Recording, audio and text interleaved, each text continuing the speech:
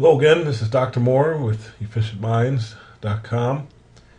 We're continuing with our presentation on the Global Asset Management Education 4 conference that I attended in New York last week.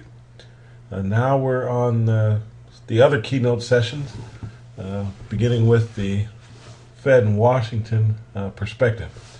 In case you're wondering how we got to here, if you just jumped in on part 4 here, you start by going to my website, efficientminds.com. Over here in seminars, there is at the bottom Game 4 conference notes. You click on that. You can make this full screen for easier viewing. Get rid of this little banner. You got to be precise with your clicking on that X there. And then we're on the other keynote sessions. So notice at the top, these hyperlinks work pretty good on the inside. On the outside, you'll notice a little left arrow, little right arrow come up that negates the hyperlinking I have here. Having some difficulty putting this in scrolling mode as opposed to presentation mode. But nevertheless, here we are, Fed in Washington perspective. Let's carry on. Central banks, China, America. Central bank will always matter. Something artificial in China. The prior sessions made mention of questioning numbers that come out of China's Chinese economic numbers. And for example, if you just do a casual Google on ghost towns, you'll see a lot of stuff about China ghost towns. You'll see a lot of stuff there about towns that were ghost towns and phantom malls. All this development, but really no people to put in there. They have the people, but no jobs with employment, so they can buy stuff and consume. So, or not insufficient income to actually consume anything. Okay. We don't know. Here's a comment. The presenter made a candid acknowledgement that we don't know what would have happened without Fed intervention in the Great Recession. Anybody can speculate, but the truth is we don't know because we haven't experienced it. Another comment related to the middle class America, the shrinking and struggling middle class, is can part-time America move to full-time America? During this Great Recession, a large number of people lost their jobs and when returning to the workforce could not attain the same level of income. The presenter TK, I forget his name, but again, you can go to the Global Asset Management Education Forum website and find out who these initials refer to. He encouraged us to read executive summaries from the Congressional Budget Office, and he also encouraged finding this Ben Bernanke lecture in Japan. Next up is on corporate governance. How's a firm managed? First up is share repurchases. When a company makes profits, it has earnings, it can choose to either pay them out to shareholders in the form of dividends or stock repurchases, which drives up the price of stock, or they can retain the earnings. Now here, he makes mention when you're repurchasing stock, you don't know what to do with the capital. If we go to my website again, on the line of to pay dividends or repurchase stock, you'll see I have a learning module over here called Payout Policy. That covers the tax implications of paying dividends versus repurchasing stocks. But as we'll see here in this presentation from the conference, there is other dimensions. Actually, that link, that presentation I just showed you, I have a link for it right here. I forgot I did that. Yeah, get you there quicker. Okay. Another problem with repurchase is it makes the what do I do with non-retained earnings decision for shareholders. Right? When the company has earnings, those earnings are each shareholder has a right to those earnings, the earnings that are not retained. Uh, as a shareholder, you may not want to pump up the stock price and pump up EPS artificially. You may want to do something else with those non-retained earnings, but when a company repurchases, you don't get a dividend, so you don't get the cash in hand. Another problem with repurchases, companies may buy high and sell low. If there's any semblance of market efficiency, a management making a decision to repurchase stock when they think it's low, or sell stock or issue stock when they think it's high, those decisions are meaningless if you believe the market is somewhat efficient. Actually, strong form efficient is an actual term. So there are better uses of capital, such as investing in the company, investing in R&D, which we'll see in a few slides here that the United States has just not been investing in R&D like it should. It's been sitting on capital. I don't know why. It was a year or two ago I had a post on my website about how many trillions in assets U.S. corporations are sitting on. Let's see if I can find it just real quick. $1 trillion coin. It's trillion. Let's see here. Maybe not. Trillion balance sheet, maybe. No, I guess not. I don't have it there. But at any rate, a couple years ago, U.S. corporations, if you summed up the cash and cash equivalents on their balance sheet, they had trillions of dollars. There's better use, according to this panelist, there's better uses of capital, and I would agree, than just repurchasing shares. Invest in R&D. Don't just sit on the capital. Moving on. Voting rights. So once you get to $2,000 of stock in a particular company, you have a right to voice your opinion. But now it's a burden. Who's going to fly across the country to go to a shareholder meeting? But even then, even when small shareholders get together and have a voice, 90% of their initiatives are shot down by management. So the very people that shareholders employ, right, actually shoot down the ideas. Technically, the CEOs and board of directors, those are not the bosses of the company. They are supposed to answer to shareholders. But somehow the system is such that executive CEOs can ignore 90% of the initiatives from shareholders. You can look up shareholder board engagement issues on the web at your own leisure. One person asked a question about how do you feel about Zuckerberg having more voting rights per share than stock you and I can buy on the market. And one guy said, I'm not concerned about it. If you don't agree with what the company's doing, you can vote with your feet. And voting with your feet is just selling your stock. And if enough people disagree with how a company's managed and start selling, that'll put downward pressure on the price. And then in theory, management will wake up and turn the ship around and the price will go up again. However, one person there, I'm sorry I didn't get his initials here, he believes in one vote per share. The research shows that dual-class share companies don't do as well as single-class share.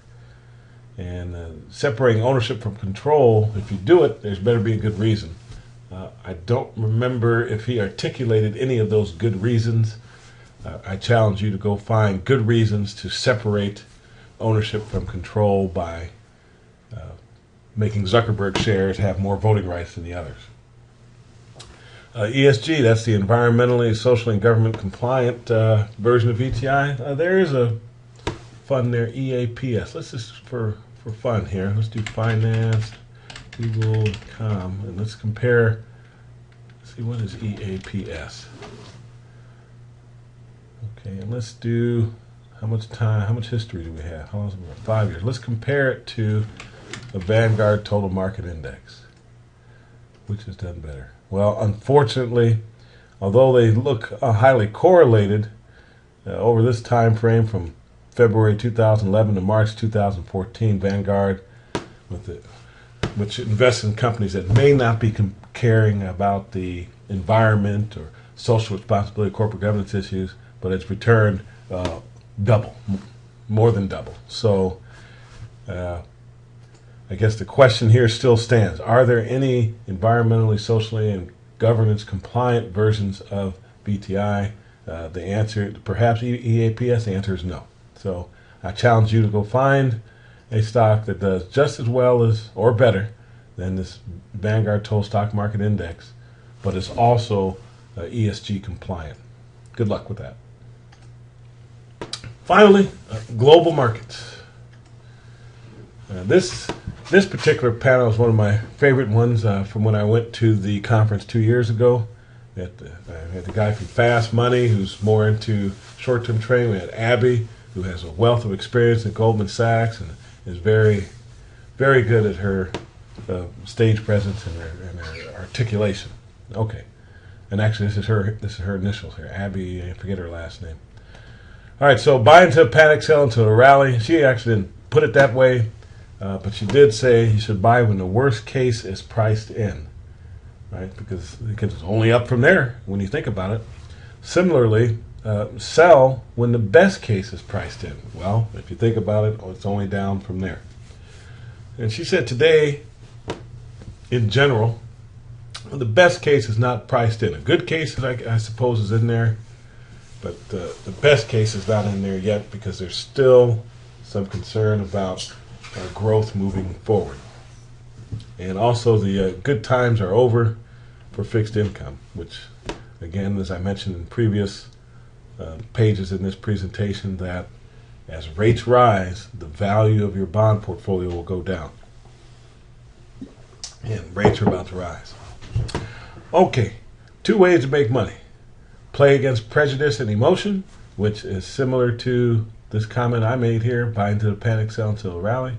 And second, recognize when markets are distorted. For example, an example given, the market's against savers. In your savings account or checking account, you get virtually zero interest. Maybe if you're lucky, you get 1%, if you're lucky. But most savings checking accounts are probably less than 0.5%. But it's stacked in the favor of investors. S&P was up 30%. So if you had money to save last year, recognize this huge distortion in the market. So the market was up 30%, savings account, no interest. Now, of course, you didn't know on January 1 what the market was going to do for the remainder of the year last year, but the point here is to be mindful of when to be a saver, when to be an investor. That reminds me of another wonderful presentation on your favorite website on personal finance, this personal finance overview. I encourage you to take a look at this, and actually I'll have a YouTube video up on this one shortly. What you do with your income and your savings. In here I'll talk about, or I do discuss, when do you save and get no deposit interest, and when do you invest and potentially get 30% return, but also have a potential to lose money. Okay, another comment, the monetary policy needs to get back to normal to avoid another asset bubble. Sure. Another ode to investing in Europe. Again, it seems like the consensus is Europe is the worst days are behind it. Or maybe the worst case is no longer priced in, but the best case is certainly not. And the gentleman from the Fast Money, I like this quote. He said, "Do what you love, and the money will find you." So when you're considering your careers, keep that in mind. And then the same gentleman, Guy Adami, I think, asked, "How can these Fed actions end well?" The Fed has been doing a lot of quantitative easing, and his concern is once quantitative easing is complete, where will we be? And I don't have a crystal ball. I don't know the answer to that one. Some historical context. March 2009 was a generational low. Yeah, that was a low point. Again, it's mentioned trillions of dollars are on the sidelines, so we're not quite in a bubble. This reminds me, I think it was a Roosevelt comment that he knew it was time to get out of the stock market when his shoe shine boy tells him, gives him stock picks, because he figures at that point all the money that could go into stocks has already gone in there. Well, here we are, trillions of dollars in money market funds. That's still some more money that could flow into the stock market. Abby here made several points on why the United States is losing its leadership, particularly in innovation. Prior 3 generations, we were number one. Back in the 60s, when we had some of the greatest economic growth in history of the United States, spending on research and education was almost 5% of GDP. Now it's 2.5%. We just don't care about research and education anymore. I don't know why. Perhaps a short-term focus on profits. Before, 40% of profits, or maybe it was revenues, was spent on research and development. Now it's significantly less, 25 to 30%. There were, in the 1960s, there was 3 times as many. And the population in the United States has grown since then, but the number of science, technology, engineering, and math graduates degrees has dropped. So there was more in the 60s than today. And as a result, I see it in my classes. Unfortunately, the math skills are not as strong as I would like to see. Here's some evidence of a general trend in the United States to not emphasize or de-emphasize math and science. There have been some recent overtures to get more money and attention to this. Hopefully that bears fruit. Now here's an interesting spiritual reference, I believe, where Abby mentioned Americans don't believe anything. There was a time where church and was a center. Now I'm not saying you got to be Christian or Muslim or Buddhist or any of that stuff, but if you're not rooted in anything, how can you be happy long term? How can you be successful? So she's questioning where our dollars are going, not on research, not on education, and then what are we rooted in this country these days? Those are some questions I challenge you to meditate on, and of course we need to spend more on education. Okay. And some miscellaneous comments. If you look at total capital spending, according to one of the panelists, if you look at total capital, so CapEx, if you added up CapEx from the cash flow statements of all the U.S. corporations, 35% of CapEx was by energy companies. And relative to Russia and Saudi, you see we spend a heck of a lot more on energy, and we're bearing some fruits of that investment. The North Dakota and Bakken region, our natural gas production is really ramping up quite well. We're having a little conflict here, a little issue with Russia and Ukraine. We've levied some sanctions in conjunction with our partners in Europe.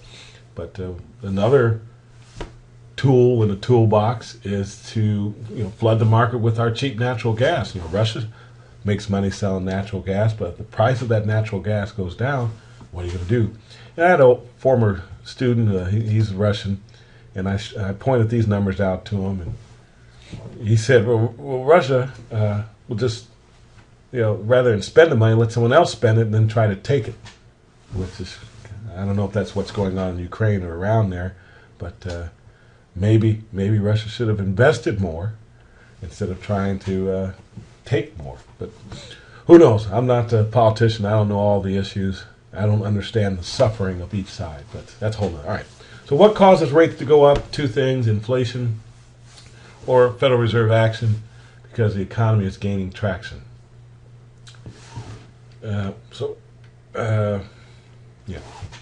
Be mindful of what factors are at play as rates go up.